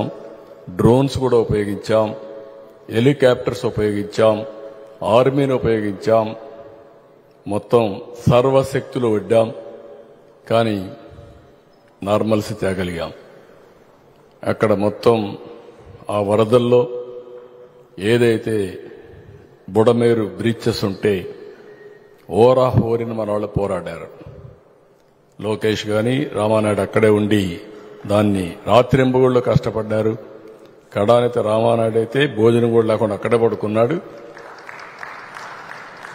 ఒక చరిత్రలో ఏంటంటే పైన బ్రీచ్ ఉంది, నీళ్లు వస్తున్నాయి, ఈ నీళ్లు కిందికి పోవడం లేదు, కిందన ఎక్కడికక్కడ బ్లాక్స్ అయిపోయినాయి. పైన నీళ్లు నిలపాలి, కిందన ఈ బ్రీచెస్ అని తీసేసి కిందికి పంపించాలి. శత విధాల ప్రయత్నం చేశాం, ఫైనల్ గా చేయగలిగాం. దానివల్ల ఆ నీళ్లు పంపించగలిగాం. ఈరోజు అన్ని విధాల మోటార్ బైక్స్ ఉంటే 3,000 రూపాయలు ఇచ్చాం, ఆటోలకు 10,000 రూపాయలు ఇచ్చాం. ఇంకొక పక్కన వ్యాపారాలన్నీ కూడా స్ట్రీమ్ లైన్ చేయడం కోసం ఇన్సూరెన్స్ అంతా ఇప్పించాం. ఇంకొక పక్క 40 లక్షల కంటే తక్కువ వ్యాపారాలు చేసే వాళ్ళందరికీ, రిజిస్ట్రేషన్ చేసిన వాళ్ళందరికీ 50,000 రూపాయల చొప్పున నష్టపరిహారం ఇచ్చాం. 40 లక్షల నుంచి 1,50,00,000 వ్యాపారాలు చేసే వాళ్ళందరికీ 1 లక్ష రూపాయలు ఇచ్చాం. 1,50,00,000 పైన వ్యాపారాలు చేసే వాళ్ళ టర్న్ ఓవర్ను బట్టి 1,50,000 రూపాయల ఆర్థిక సహాయం చేశాం. 40 సంవత్సరాలుగా నేను చూశాను కానీ ఇంత పెద్ద ప్యాకేజ్ ఎప్పుడు ఇవ్వలేదు. కానీ ఆ ప్యాకేజ్ ఇచ్చినప్పుడు ఒక తృప్తి. ఏ మాట అయితే ఆ రోజు చెప్పామో మళ్లీ మనందరినీ నిలబెట్టడం కోసం చేయూతనిస్తాం అని చెప్పి ఆ మాట నిలబెట్టుకున్న ప్రభుత్వం ఎన్డీఏ ప్రభుత్వం అని చెప్పి కూడా నేను మీకు తెలియజేసుకుంటున్నా. ఇది పంటలకు కూడా ఫస్ట్ టైం 25,000 రూపాయలు హెక్టార్కి ఇస్తున్నాం. అన్ని కమర్షియల్ పంటలకంతా పెంచాం బాగా. ఎందుకంటే రైతు కూడా పూర్తిగా చితికిపోయే పరిస్థితికి వచ్చాడు. ఇంకొక పక్క కౌలు రైతుకి ఇమ్మన్నాం, ల్యాండ్ లార్డ్కి కాదు. ఎవరైతే నష్టపోయిన కౌలు రైతు ఉన్నాడో ఆ కౌలు రైతుకు నేరుగా చేరేట్టుగా ఆయనకి ఇమ్మన్నాం.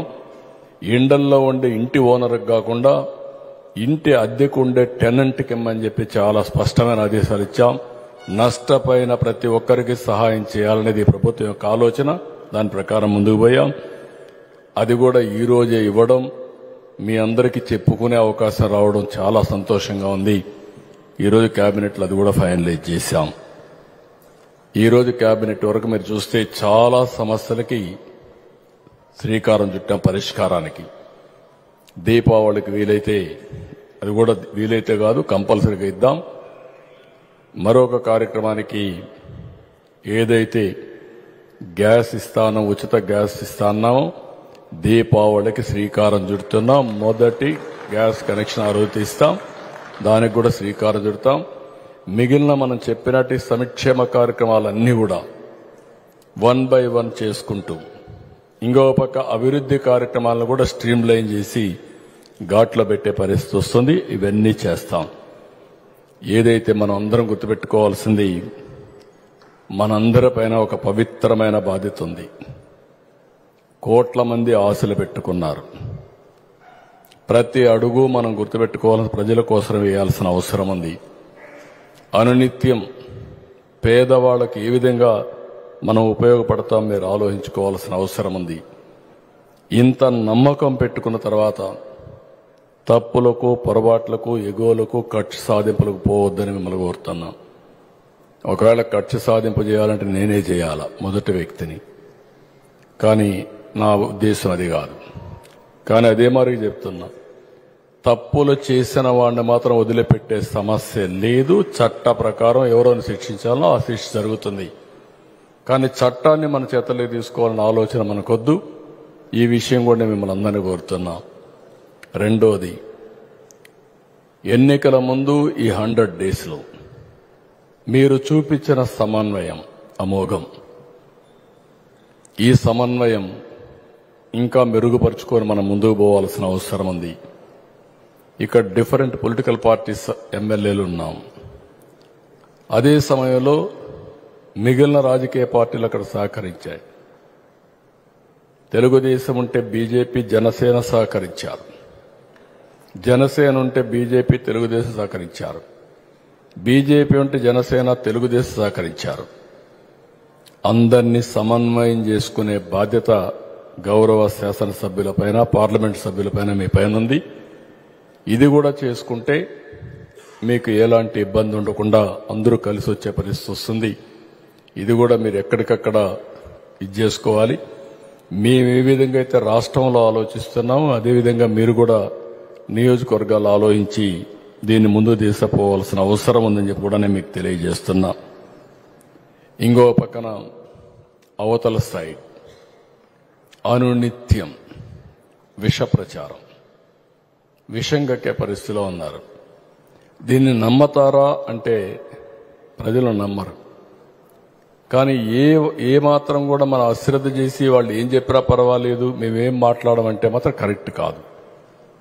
మనం చేసే పనులు చెప్పుతూనే, చేసిన పనులు చెప్పుకుంటూనే, చేయబోయే రోజుల్లో కూడా ఏం చేస్తాం అన్నీ చెప్తూనే వాళ్ళకు కూడా సరైన సమాధానం, ఏదో వ్యక్తిగత విమర్శలకు పోవడం కాదు, కానీ వాళ్ళు చేసే దాంట్లో వాస్తవం లేదనేది ప్రజలకు అనునిత్యం మీరు చేయాల్సిన పని ఉంది.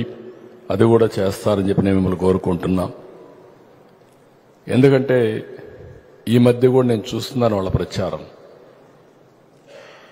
5 సంవత్సరాలుగా ఇప్పుడు 6వ సంవత్సరం బాబాయిని చంపినప్పుడు రక్తపోటని చెప్పి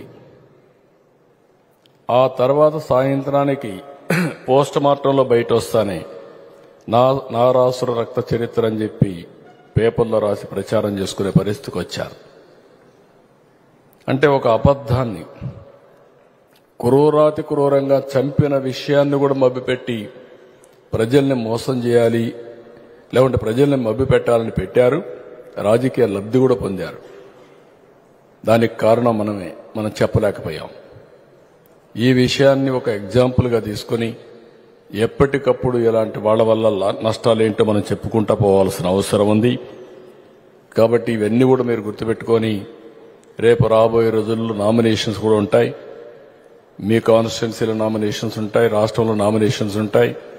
ఇవన్నీ కూడా ఏ విధంగా అందరినీ బ్యాలెన్స్ చేయాలో బ్యాలెన్స్ చేసుకుంటూ మనం ముందుకు పోవాల్సిన అవసరం ఉంది.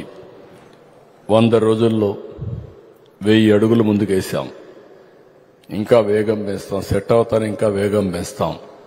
కానీ అనునిత్యం మనం ఏం చేయబోతున్నామో ప్రజలను కూడా ఎంగేజ్ చేయాల్సిన అవసరం ఉంది. ఈరోజే మీరు చూస్తే ఎల్జీ పాలిమర్స్ ఎక్స్గ్రేషియా దగ్గర 6,000 కుటుంబాలకు 20,000 మంది మెంబర్స్ ఉంటారు. 60 కోట్ల రూపాయలు నిన్నే సెటిల్ చేశారు. Visakhapatnam west MLA Ganababu, parliament member ఇద్దరు ఆధ్వర్యంలో ఈ సమస్య కూడా పరిష్కారం అయింది. ఎక్కడ ఏ సమస్య వచ్చినా మనం ఎప్పటికప్పుడు పరిష్కారం చేస్తున్నాం. వీలైనంత వరకు మన శక్తికి మేర అన్ని సమస్యల పరిష్కారం కోసం మనం ప్రయత్నం చేస్తున్నాం. నేను మిమ్మల్ని అందరినీ సిన్సియర్గా కోరుతున్నా, రాబోయే 20వ తారీఖు నుంచి 6 రోజులు అటు కేంద్రం చేసిన పనులు, ఇటు రాష్ట్రం చేసిన పనులు రెండు వల్ల ప్రజా జీవితంలో ఎలాంటి లాభం వచ్చింది, ప్రజలకు ఎలాంటి మేలు జరుగుతుంది అనే విషయాలు మీరు చెప్తూనే భవిష్యత్తులో మనం చేయబోయే కార్యక్రమాలు కూడా అటు కేంద్రం ఇటు రాష్ట్రం రెండు ఏ విధంగా చేస్తున్నా మీరు చెప్పాల్సిన అవసరం ఉంది. అదే సమయంలో ఈరోజు 93% స్ట్రైక్ రేటుతో మనల్ని గెలిపించారు. ప్రజలు గెలిపించారు కాబట్టి ఢిల్లీలో మన రాష్ట్ర గౌరవం పెరిగింది. ఢిల్లీలో మన రాష్ట్ర గౌరవం పెరిగింది కాబట్టి తిరిగి ప్రజలకు పనులు అవుతున్నాయి. ఆ విషయం కూడా మీరు చెప్పాలి. ఈరోజు గుజరాత్ ఉంది, కంటిన్యూటీ ఉంది. అక్కడ 30 ఏళ్ల నుంచి ఒకే ప్రభుత్వం ఉంది. 30 ఏళ్ల నుంచి వాళ్లే ఉన్నారు కాబట్టి గుజరాత్ బ్రహ్మాండంగా స్మూత్గా డెవలప్ అయ్యే పరిస్థితికి వచ్చింది. మనం కూడా ప్రజలకు చెప్పాల్సింది 175 గెలుస్తామనో 40 ఏళ్లు ఉంటామనేది కాదు. మనం నిరంతరం కాని ప్రజల సహకారం ఉంటే ఎలాంటి మంచి పనులు చేయగలుగుతామో ఈ 100 రోజులు ఒక ఉదాహరణ, నిదర్శనం. భవిష్యత్తు కూడా మనం చేసే పనులన్నీ ఎప్పటికప్పుడు ప్రజల్లోకి తీసుకుపోవడం మీ బాధ్యత. ఇంకొక విషయం కూడా కోరుతున్నా ఆల్ ఎమ్మెల్యేస్ని, కనీసం నెలకు 10 రోజులు ప్రజల్లో మనం ఉండాలి. ఈ విషయం కూడా అందరినీ కోరుతున్నాం. అదే సమయంలో జిల్లాలో కూడా ప్లానింగ్ బోర్డు మినిస్టర్స్ని తొందరలో నియమిస్తాం. వాళ్ళు కూడా వస్తారు. 3 పార్టీల్ని సమన్వయం చేసే బాధ్యత కూడా వాళ్ళకి అప్పచెప్తాం. రాష్ట్రంలో ఏ విధంగా సమన్వయం చేసుకుంటున్నామో జిల్లాల వారీగా 3 పార్టీల అధ్యక్షులు, పార్లమెంటు మెంబర్లు కూర్చొని చేస్తారు. అదే మాదిరిగా చిన్న చిన్న సమస్యలుంటే అభివృద్ధి విషయంలో, గవర్నమెంట్ విషయంలో మినిస్టర్స్ వచ్చి వాళ్ళు కూడా కోఆర్డినేట్ చేస్తారని చెప్పి కూడా నేను మీకు తెలియజేసుకుంటున్నాను. ఇంకొక పక్క 2 గ్రాడ్యుయేట్స్ కాన్స్టిట్యున్సీ ఎలక్షన్స్ వస్తున్నాయి. ఒకటి ఈస్ట్ గోదావరి, వెస్ట్ గోదావరి, కృష్ణా, గుంటూరు. దీన్ని కూడా మేమందరం మాట్లాడుకొని మీకు క్యాండిడేట్లు చెప్తాం.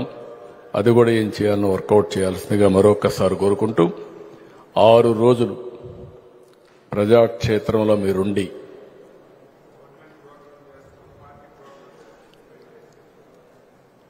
గవర్నమెంట్ ప్రోగ్రాం చేద్దాం. పార్టీని పూర్తిగా సమన్వయం చేసుకుందాం. అప్పుడు ఇంకా ఎఫెక్టివ్గా వెళ్తుంది. అయితే ఎప్పుడు కూడా గవర్నమెంటే చేస్తుందనుకుంటే పార్టీ పార్టిసిపేట్ చేయరు. గవర్నమెంట్ చేసే పనులు వాళ్ళు చేస్తే పార్టీలు ముగ్గురు కలిసి మీరు ఎక్కడికక్కడ ప్రజల్లోకి వెళ్ళాలి, ఇంటింటికి వెళ్ళాలి, ఎడ్యుకేట్ చేయాలి. మనం చేసిన పనుల్ని ప్రజా చైతన్యంతో ముందు తీసుకుపోతే చాలా వరకు మనకు ఉపయోగపడుతుంది. అందుకే నేను మిమ్మల్ని అందరినీ కోరుతున్నా.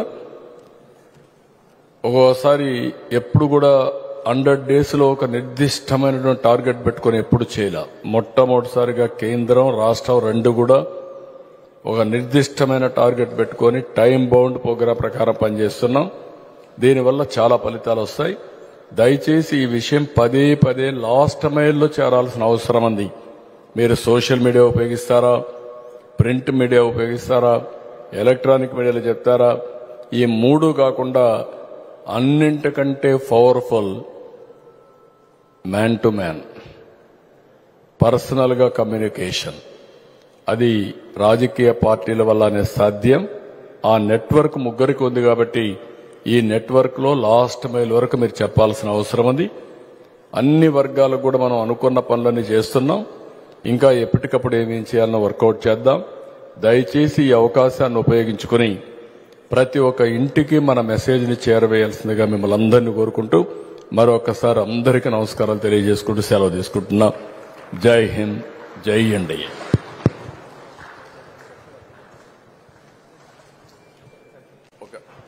ఈరోజు మనం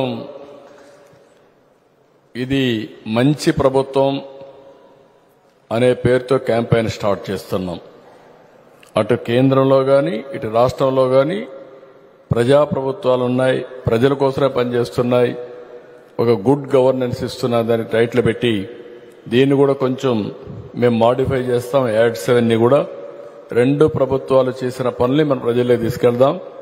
ఇది కూడా మీరు గుర్తుపెట్టుకొని ముందుకు తీసుకుపోవాలి.